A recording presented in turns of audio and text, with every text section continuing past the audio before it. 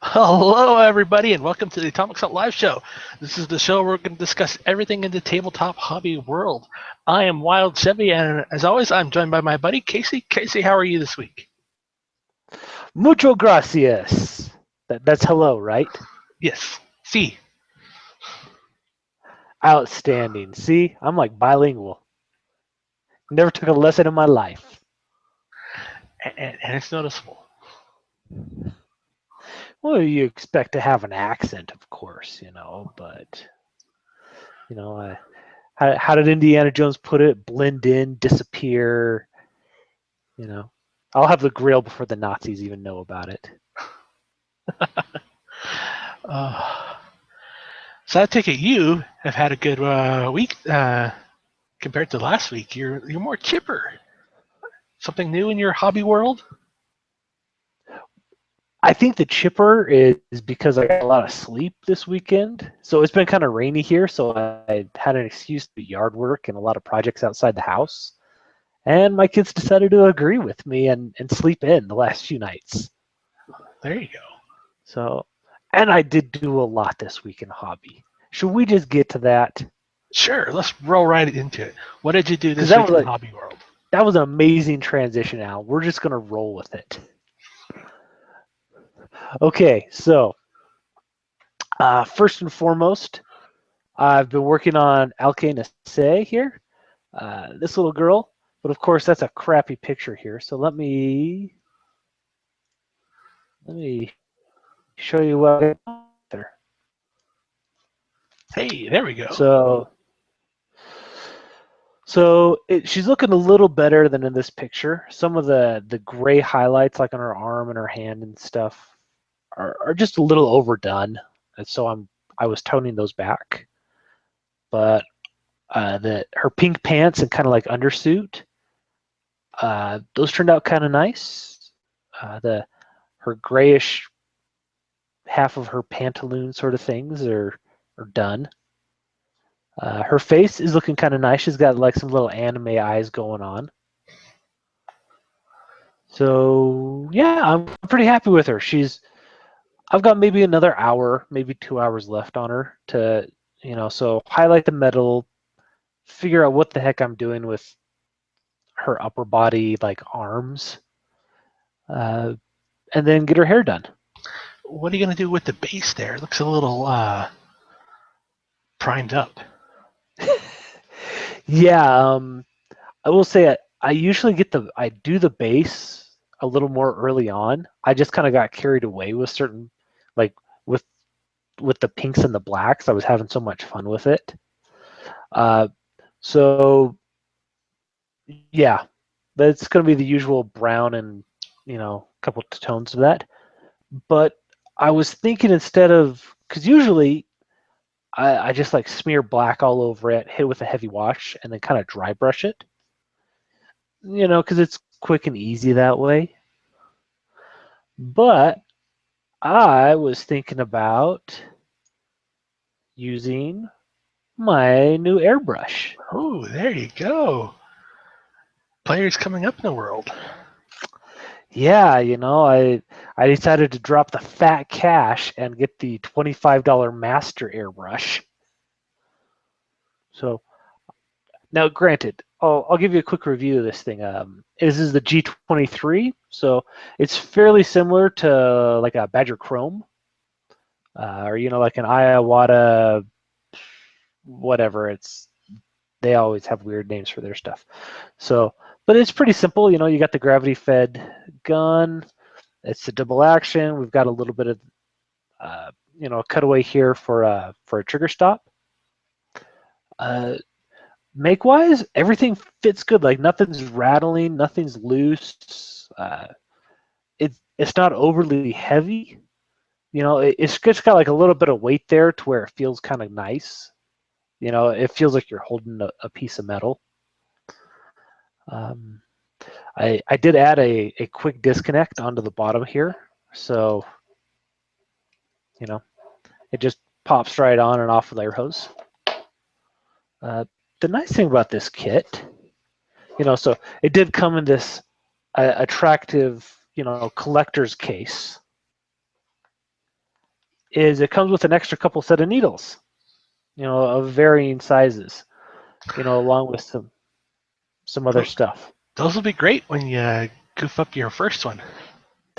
Yeah, I fully expect to break this brush several times over. That's actually one of the reasons I decided to go with the master. Like, doing some research, people are really split on master. Some people say these are amazing brushes, they're dirt cheap, they work great. And there's other people who are like, obviously you didn't pay $300 for your airbrush, and which means that your airbrush sucks. I've never used master, but I can tell you looking at the price, it sucks. Yeah, but you know You what? know, That's just airbrush in general. Because when you ask some of these pro painters, they're like, "Hey, what's the best airbrush to use?" They'll tell you Iwata or Badger, and all it just really depends on your uh, how much money you want to spend, your level of uh, expertise with the airbrush, and some people just like their own brand of airbrush. yeah, some people are always going to like Fords. Some people are always going to like Chevys. Uh, and I truly believe that if you get a high end top of the line airbrush, it will be better than this guy right here. However, I'm not going to be able to use that. You don't give a 16-year-old a Ferrari. They don't know, they're not going to be able to handle it. I mean, sure, they'll get once they finally figure out the clutch, and the myriad of like options, because like modern day Lamborghinis, it's like a cockpit startup. You need a checklist for this thing. Uh, I need a Honda Civic, that I can just go get in, turn the key, maybe rub up against the curb. I don't worry if a shopping cart hits it, that sort of thing. And let me learn how to drive first before I, try and get something a little more sporty. Uh, but yeah, I picked that up. I've actually had a lot of fun assembling. Yeah, so funny story about this. I decided to get a larger air compressor. They make tiny little ones just for airbrushes. And I was like, oh, that'll be really great. It'll be super quiet. But then I realized, yeah, but I'm only ever going to be able to use this thing for airbrushing. Whereas if I get like a big air compressor, then I can use it for all sorts of stuff and airbrushing. So went down to the local Harbor Freight because again we're doing this on the cheap.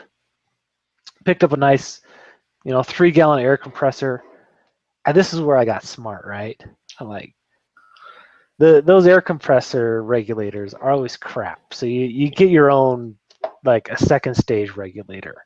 Yeah, so like, and then what I want to do is really probably want to get like, like an air conditioner and like a filter for it. Yeah, so I built all that, and I'm building like this amazing contraption, right? That I just plug in. I'm like, and there'll be universal quick disconnects everywhere, and right, so like the thing ends up being like this long by the time I'm done with it. And yeah, and I hook it all up, and the thing leaks like a sieve.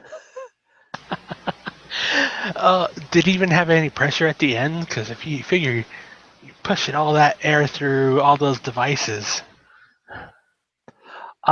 There was like not a lot of air going through there, but at the same time, like with everything all closed up, I'm still watching like the pressure gauge on the tank just go like, like the thing was having to continuously run. It was leaking so bad, and after spending like 45 minutes building this thing, I'm like, you know what? Screw it.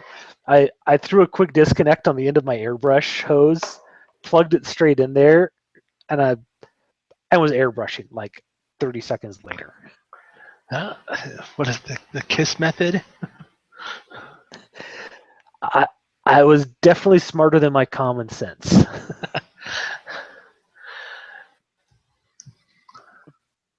But yeah, so I haven't done a whole lot with it. Mostly just kind of running some tinted water through there just to see. how everything works and kind of get a feel for it. But I'm really liking it. It's not rocket science. It's not brain surgery. So I mean, I know there's a lot of finer detail that goes into it, but the basics of it seem pretty straightforward. Now remember, get yourself a couple of these when you're airbrushing. Otherwise, you're going to be uh, finding all that color that doesn't end up on your miniature in your nostrils for a week. And especially if you're using metallics, it's not good stuff to be breathing in. So those just like the little cheapy $2 things. Yeah, these are the 3M ones. These are Okay. what you. I mean, they're a lot. They're a lot better than like the real thin ones. Okay. Yeah. But Get a little better fit around your mouth, So. yeah, it's all about. I mean, first you're thinking, nah, I don't need it and all that, but then that's a lot of stuff you're putting in your sinuses. Yeah. So. Uh. So actually getting stuff done. That's kind of there. I did go to X-Wing night at our at Gamers Asylum. That's our local game store. So it was kind of I was a really proud papa, right? So I took my daughter down. My little 3.5-year-old. Actually, she's almost 4. We walk in, we start looking at her. All of a sudden, she's like, what are we doing? What are we playing? And I show her the board. She's like, Daddy, they have TIE fighters. And I'm like, I know, right? And she's like, that's the Empire. And it was like, and everybody there was probably like 40 years old, and they're all like, whoa, this little girl knows it. Gotta teach them while they're young. And so, and then she started, and they're like, oh, is she watching Star Wars? I'm like, oh, she's watching the CG Star Wars Rebels series.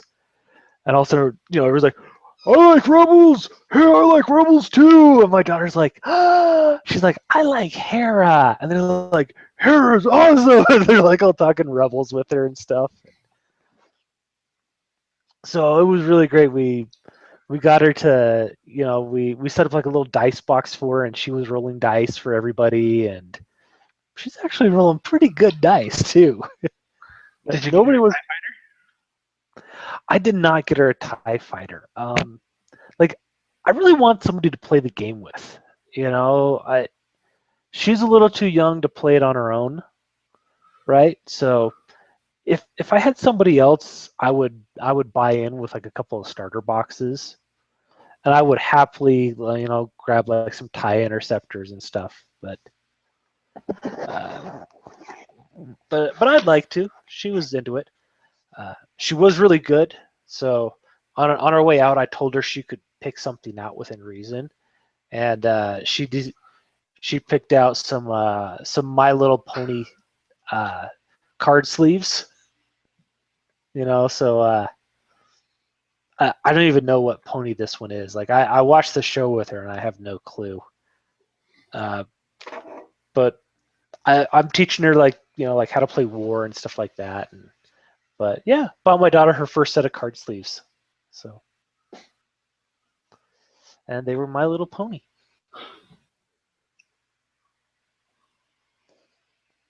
I'm okay with that.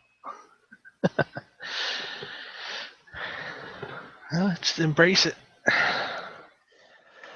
We're gonna get off topic for a second here. But no, honestly, I don't mind that, because if she wants to do like Barbie and My Little Pony, that's fine. But I'm using it as a gateway for other stuff. I'm teaching her card games. They even have like a CCG game for My Little Pony. And so if I can use that as like a gateway to some other nerdy hobbies, then I'm all right with that.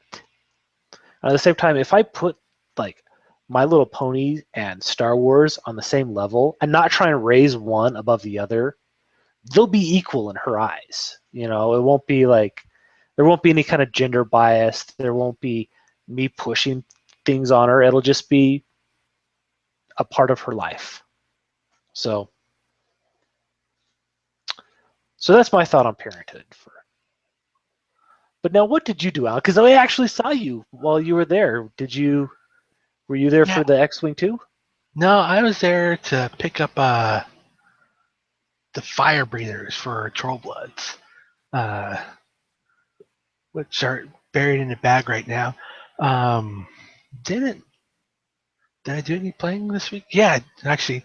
So I went to one store, picked up a box of fire breathers, went to the other store to play, got my butt handed to me, but it was a nice learning experience. And then I made a mistake to telling Casey there that, hey, I want to get back into 40K. And so what does he do? He throws me to the wolves. And yes, he rolls his eyes. We have a Oh buddy. my gosh. Yeah, we have a buddy here. Went to LVO. It's got this nasty 2,000 point Blood Angels list, and they're like, "Hey, we should all play. We should bring Alan along. Let him face this." So my weekend's been prepping for that. There's a lot of other sides to this story I think we could tell, but let's just move things on a little bit here. So what have you been prepping, Alan? So I've got here a 2,000 point Grey Knight Blood Angel list, and this is unbound, so there's a lot of weird shenanigans to it. Um, for the Blood Angel side, we have 5 ball predators with the heavy flamestorm cannon. So that's strength 6, AP 3, kills Marines. Do they still have Scout? No, they're tanking fast. And they Okay. got overcharged engines, which is a little special rule. But front armor 13, it makes it hard to punch. Especially with 5 of them. Yeah. And then we have a Sakaran battle tank with heavy bolters and ceramite armor platings to keep away from nasty uh, meltas. Okay, so before you go any further, let's talk about the Sakaran. This is a Forge World tank, right? Correct. So a lot of people out there might not be familiar with what Forge World is bringing to the table. You want to give us a quick rundown of like kind of what are the stats and what this tank's purpose is? This is a heavy support option. It's a front armor 13, a side and rear of 12, 3 hull points. It's a tank and it's a fast vehicle. And it's got this accelerator autocannon on the top. So like regular autocannon, heavy 6, rending, and rapid tracking, which means it ignores jink. So flyers and skimmers don't get the nice jink saves against this thing. Is it twin linked? Yes. Okay, nice. So yeah, that'll chew up skimmers and flyers fairly well. But autocannons are strength 7, right? Strength 7, AP 4. Okay. So So Marines this, still get the cover saves. So all right, not a bad little tank. How many points does it clock in at? with the ceramite armor and the heavy bolter sponsons, we're running at 155. You know, really, that's not too bad. Like you hear something like the Sakaran battle tank from Forge World, and you get really scared. Well, But when you look at the price, there's other options. There's the one with the plasma gun sticking at the front, which is a uh, strength 10, AP 1, ordnance 2. yeah, that's a little scary. But how many points are you paying for that? I think that one's base 190. All right, yeah, so that's about what you would expect to have to pay for something like that. Yeah, I'm just saying, that them being relics, you can only take them for certain Space Marine armies, and you can only have one relic per army. So Yep. If somebody showed up with that, looking at what it does for its points, I would hardly call that overpowered. I think that's a nice, fluffy, fun unit. mhm. So what else are you bringing? And then I have two Storm Raven gunships, and that fills out the Blood Angel side. And then for Grey Knights, I've got two Land Raider Redeemers. Those are the fire ones with the Strength 6 AP3 Flamestorm cannons. And then two Nemesis Dread Knights with uh, the Jump, the Heavy Incinerator, and the Great Sword. And then topping it off, the two Librarians.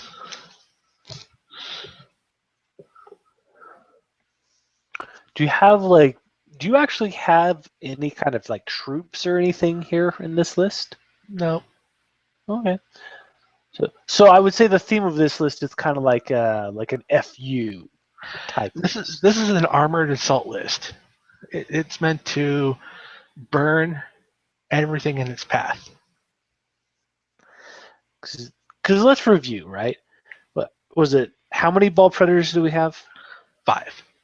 5 ball predators, 2 land raiders, a Sakaran, a pair of dread knights, and just for kicks and giggles, we have a pair of storm ravens as well.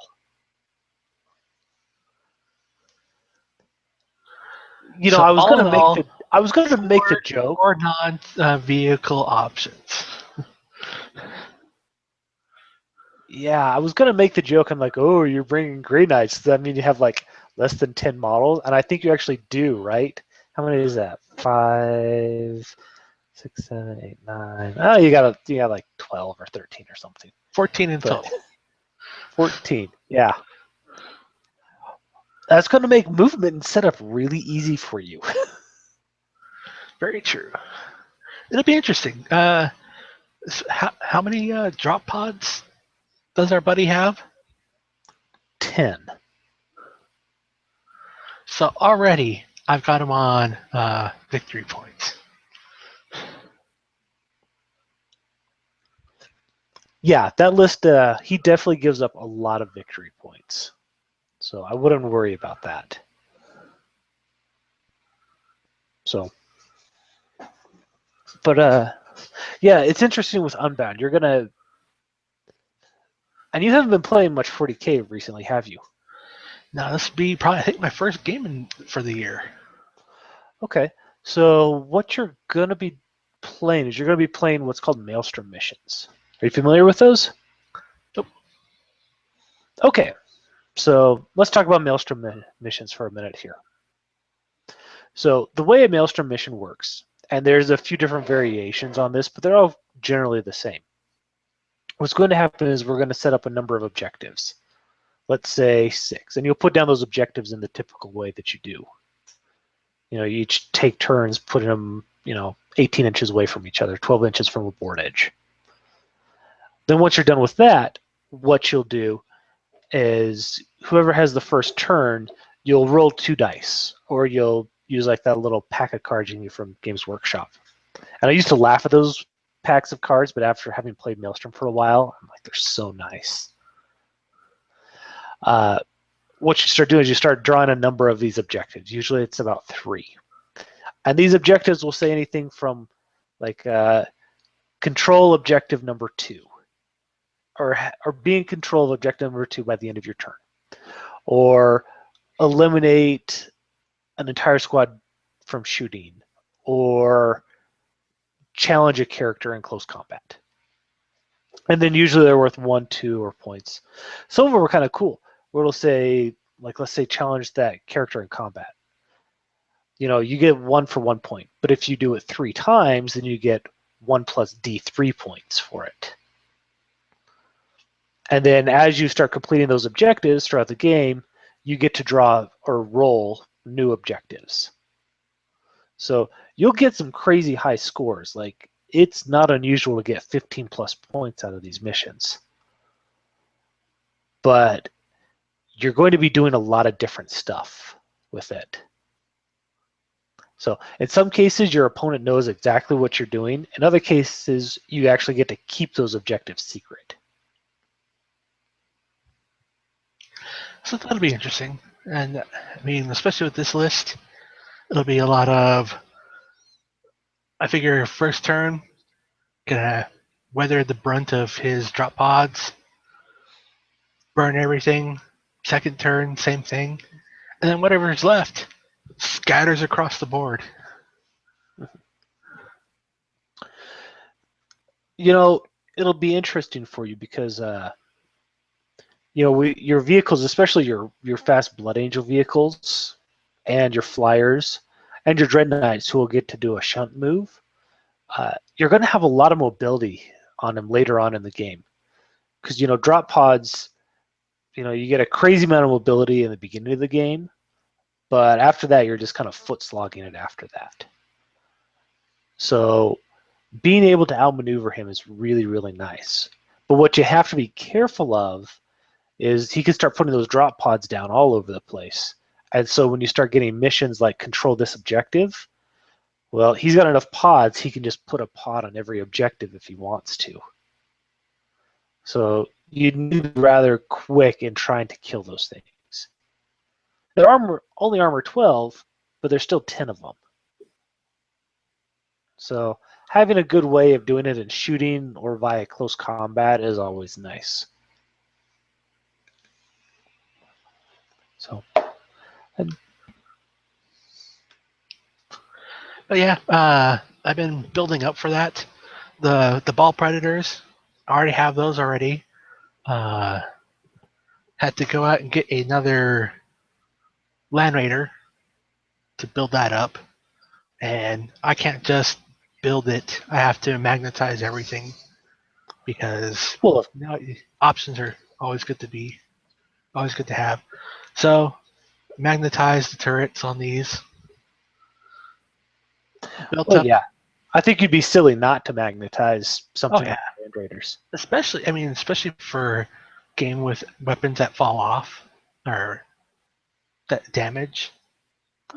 Good point. And so I also built another Dread Knight.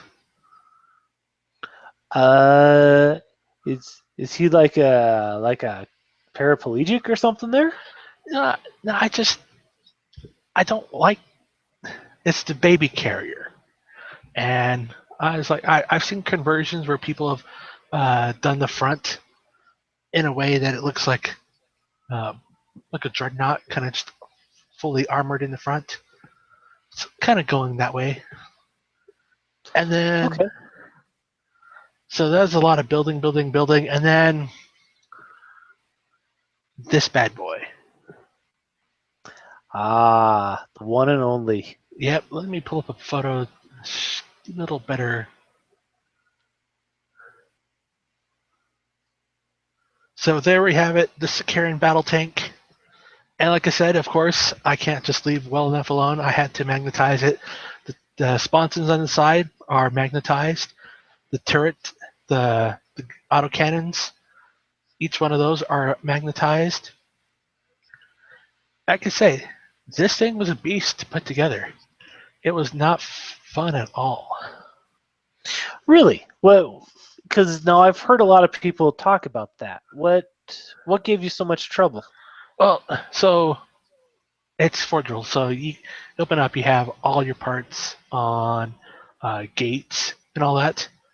But so the side pieces here are all one piece, but they have a gate here on a tread, and then a gate here, and you have to pretty much break that off and then shave that down to make that flush. So it's a real odd spot out of the way. Only got myself bleeding once from cleaning up those. And on this back piece here, uh, it slots in with the bottom deck, but there's 4 gates that go up into this perch area. And again, you have to shave them all down, and it's a real awkward spot. But that was the gates issue, at least. Yeah, I've had to do a couple of Forge World models, and yeah, they can get the feeling like they just whatever, if you're buying from us, you're enough of a hobby enthusiast that you'll deal with it. Yeah, for the most part, a lot of the gates were in spots you won't even notice. But there was those two areas I was like, oh, this is so pain in the butt. And then when it came to gluing everything together, it's resin, so everything's kind of goofy. But these are so thick on the body pieces that I couldn't heat them up to displace them well enough. So there are some gaps, but I think with clever painting, nobody will ever be the wiser. So do you have it all glued together at this point? It is solid. And one trick I did is before I put the top piece here, before I put that on, I went through all the seams and put a whole bunch of the super glue, and then let that seep into everywhere, and then I backed it up with some baking soda. Okay. And the baking soda just soaked everything up, and it's solid as a rock. All right. Because I was saying, I know there's a guy on the independent character. He's kind of like a professional Forge World assembler. And what he does is to get rid of the warping, is he actually will heat up like a bunch of sand. Like he'll bury the model in the sand, and then he heats up the sand, and it's like a 3 or 4 hour process. And yeah, I know, right? And this is not the craziest thing that this guy does, and once he's got all the model, so the sand kind of supports the model, but it still allows it to kind of twist and go back to its original shape. Versus like trying to pour hot water on it, and like fiddling with, scalding yourself and screwing it up at the same time. But yeah, and then he gets crazy. So then he'll take like the gates and he'll like sand and sand and sand on this stuff, right? Until he actually gets like a whole pile of this resin. And then he'll take that and he'll use that for gap filling. And then he packs it in with like super glue with like this resin powder. Then lets that dry and then sands that down. So the guy's kind of intense. Like on one hand, you're like, oh my gosh, that's insane. So you're like, but that's also kind of awesome how he does it. True. My only concern is just because of how caustic resin is. That takes some dedication. Everybody kind of freaks out about resin powder, but if you actually look at like the MSDS for what they use, it's not actually bad for you. I mean, I don't know. Maybe it'll make you like cough or something, but there's no lasting effects to what they're using. For me, I've got a lot of sinus issues. Like I know when I'm doing all my Infinity stuff, I really have to wear a mask. That's why I have masks available, because if I don't, I'll be sneezing pewter out of my nose for a week. Speaking of Infinity, Alan, have you seen the new Infinity model? Or the new preview that they've put up? No. What do we have? Oh, let me tell you this. I'm in love. I gotta tell you, she is amazing. Does your wife know? You know what? It's okay. She can know that I love a woman who's an inch and a half tall. So meet Celia, the NCO for the Steel Fanlings. Nice. Like a naughty librarian. Yeah, or kind of like a nerdy punk hacker chick. And she's got tattoos. That's first I think we've seen for Aleph. Yeah, Aleph is generally kind of your very straight-laced and by the book. They might be a little passionate or a little over the top in how they get things done, but yeah, tattoos is definitely something new for them. So Now, is she like a from a Roman? Is she a Roman god or anything like that? I don't know. What do they look Well, I like? A mean, you have historian? Achilles, you have Ajax, you have all these names from the history books. Is she one of those? I would look it up, but I've got you on screen share right now, so I can't pretend like I know this stuff. Well, you've got you've talked to Carlos. You know these things. Okay, I know profiles. I don't know. And there were two. Oh wait, no, I don't know anything. Shut up, dude. Shut up. Yeah. Speaking of Uh, profiles, yeah. Is there any stats on this girl? we don't know any stats about it. Carlos has come out in public. He told us that she is a hacker. Considering it's Steel Phalanx, that means that she's a very good hacker. Uh, you, the art gives us a little bit of an idea of kind of what she can do. She has your typical Steel Phalanx close combat weapon, so that's probably going to be a double action close combat weapon. She's rocking a boarding shotgun, which looks great. One pistol, or maybe even two pistols, which we can see on her personage here, and then some kind of hacking device. So, which is great because the left actually needs a decent hacker who isn't like a journalist. Uh, but I just keep looking at it, and so if you don't know, Infinity or Corvus Belli, the makers of Infinity, really like to do kind of like homage models. And I swear that this is supposed to be homage to somebody else. Either usually like a character from pop culture or something like that. But for the life of me, I can't figure out who this is.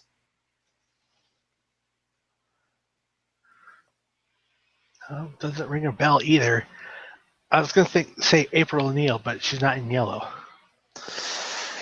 Yeah, like I was kind of thinking maybe uh, like the girl with the dragon tattoo kind of type, but it kind of depends on which take you get. And she was a little bit more punk than this because like like I get one or two pieces of this puzzle and then everything just falls apart. It'll be interesting to see how they do the glasses, because I've seen a few miniatures where glasses are done really well, and some where they are very obvious that they're not done right. Yeah, and honestly, I wouldn't be surprised if they ditch the glasses. Simplicity's sake, I'll be disappointed, but I wouldn't be surprised. And maybe it'll be a head option. That'd be cool. Yeah, so right now I'm kind of debating whether or not I want to pick it, like if I actually want to try and freehand some tattoos on there, or if I just want to pick up like a decal set.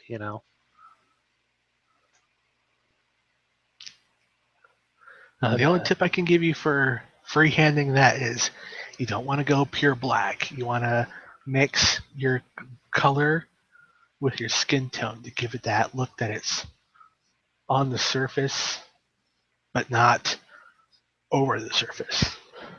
Mm-hmm. Yeah. Yeah, and so going back to guessing kind of like what her stats are, she's not wearing a whole lot. I mean, she's not like dressed down, but she's not really wearing any body armor. So I'll be surprised if she's more than armor 1. But she's a robot female. She's a walking tank. We've seen a Uh, few other females that you're like, oh, that's a skinny little girl, and she's walking around with armor 3. Now this is true. This is very true. But if you kind of go into like the fluff of it, the the soldiers of the Steel Phalanx are a little different. They're meant to be a little bit more human and act a little more human and be a little more human. Just because Aleph doesn't want a bunch of robots fighting the combined army as who they're putting up. But she does have a boarding shotgun and she does have a decent close combat weapon, so it's not unreasonable to think that maybe she is kind of meant to get in there and be in the action a little bit. But they call her an NCO, and the only other character who has an NCO title is Alkanase. Actually, the mini that I showed earlier. But she's meant to be with the Thoracites. So chances are this girl isn't going to link with them. So she'd have like chain of command? She might have chain of command, but I don't see her as having the Fireteam Anomatarchus rule like a lot of the other characters do. I see her as, maybe being more of like a regular, versus like an impetuous or a frenzy type. But probably not going to see her any kind of link team. She'll probably just be a solitary model out on the board, unless they have like a couple like G-Sync remotes. So, but that's all we know of her. It looks like they've developed the coloring and everything, and if they're showing it off, that means the model's probably at least in work. So maybe in another couple of months we'll actually see something. Yeah, that'll be nice. I mean, Gen Con's coming around the corner, so will be interesting to see what we get from Infinity at that con. Yeah, last year, what did we get from Infinity last year? We got the bootleg Penicillaea, the book, and, Angel's book, and 3.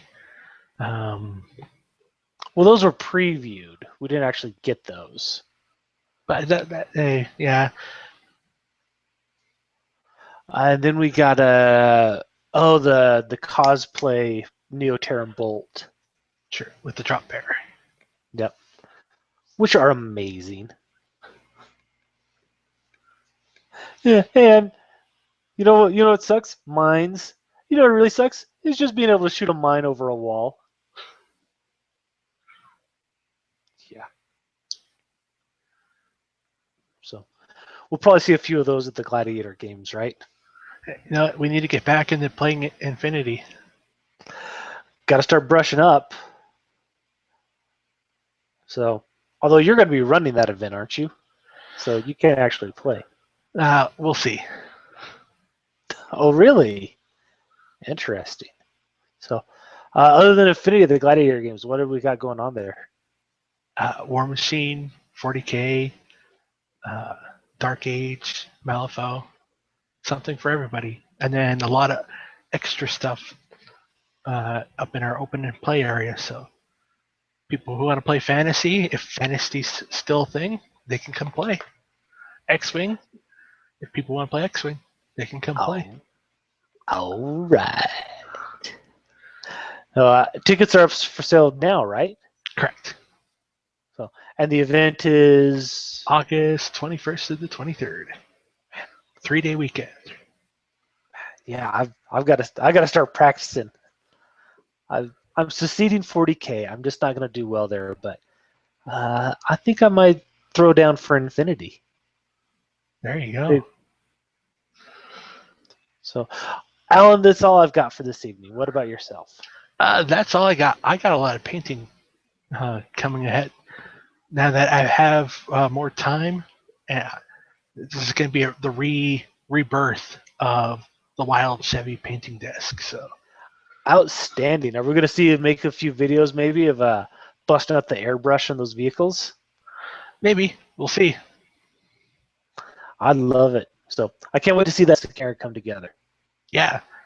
And I just got to figure out the paint scheme. It's always a hard part. Oh, so let me ask you, is this going to be a Grey Knight's tank or is this going to be a Blood Angels tank? Well, it's a relic, so you can't take it with a Grey Knight's army. But don't the Grey Knights, like, aren't No, Grey Knights happened after the Horus Heresy.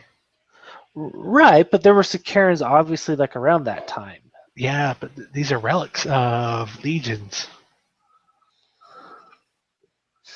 Okay, I Yeah, guess. but Like, but in that like wasn't that the whole thing? Like Malkador took like the best of everything and kind of like hid it away in Titan, and then like shot them through time. So it shouldn't be a relic. It should be like one of their regular line tanks. no, because they don't have like a Psycan or anything like that. But in the old codex I have, they do have a color scheme that's not all chrome, and it's like an Inquisition color scheme. It's red and black and white. So I think I'm going to do that with all these tanks. So kind of plays in with Inquisition, kind of plays in with Blood Angels. Okay, I can buy that. So you should model like a little Inquisitor standing up on the side of it, like directing fire. I've got a Death Corps Krieg uh, from Fordril a few years ago, uh, the quartermaster. So he's just standing there all triumphant, wind blowing his cape back, and he's shooting a plasma gun, a plasma pistol. So I could put him on top of the tank. Yeah, that guy would be cool. You should totally put that on there. So, We'll see. anyways, food for thought. All right. Thank you guys for watching. Uh, Tune in next week. Please comment below. Let us know what you think, what you want to see from us. Like this video, share it with your friends, and subscribe to see more. Casey, anything else? Nope, just as always, if you got a piece of news or an interesting product you want to point us towards, give us an email at theatomicsalt@gmail.com. This has been the Atomic Salt, and we've just blown your mind. All right. Night, guys.